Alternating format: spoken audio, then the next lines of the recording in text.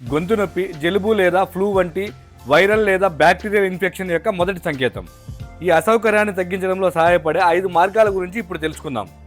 అందులో మొదటిది ఉప్పు నీటితో గార్గిల్ చేయండి. గోరువెచ్చని ఉప్పు నీటితో రోజుకు కొన్నిసార్లు గార్గిలింగ్ చేయడం గొంతు వాపును తగ్గిస్తుంది మరియు శ్లేష్మాన్ని సడలిస్తుంది. చికాకు లేదా బ్యాక్టీరియాను బయటకు తీయడానికి ఈ పద్ధతి ఎంతగానో సహాయపడుతుంది. రెండవది విశ్రాంతి తీసుకోవడం. తగినంత నిద్ర రోగనిరోధక శక్తిని పెంచుతుంది. నిద్ర లేకపోవడం అంటువ్యాధులతో పోరాడే మీ శరీర సామర్థ్యాన్ని తగ్గిస్తుంది. మూడవది హైడ్రేటెడ్గా ఉండడం. నీరు, రసం లేదా స్పష్టమైన ఉడకబెట్టిన పులుసు వంటి ద్రవాలు పుష్కలంగా తాగడం వల్ల మీ గొంతు తేమగా ఉంటుంది. పొడి గొంతు నొప్పిని మరింత బాధిస్తుంది. నెక్స్ట్ వన్, వేడి పానీయాలు తాగాలి.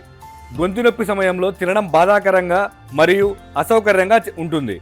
గోరువెచ్చని టీ లేదా సూప్ తాగడం వల్ల చికాకు అనేది తగ్గుతుంది. ఇది అవసరమైన పోషకాలను మరియు ఆర్ద్రీకరణను కూడా ఇస్తుంది. మీ సైనస్లను శుభ్రం చేసుకోండి. సైనస్ నాజల్ స్ప్రే బాటిల్ లేదా నెట్ పాట్ ఉపయోగించడం వల్ల దట్టమైన శ్లేష్మం సడలుతుంది మరియు నాసికా మార్గాలను శుభ్రపరుస్తుంది. ఇది మనకు గొంతు ఇన్ఫెక్షన్ నుంచి ఉపశమనం కలిగిస్తుంది. ఇలాంటి మరెన్నో ఇంట్రెస్టింగ్ వీడియోల కోసం మా హ్యాపీయెస్ట్ హెల్త్ తెలుగు యూట్యూబ్ ఛానల్ని సబ్స్క్రైబ్ చేసుకోండి.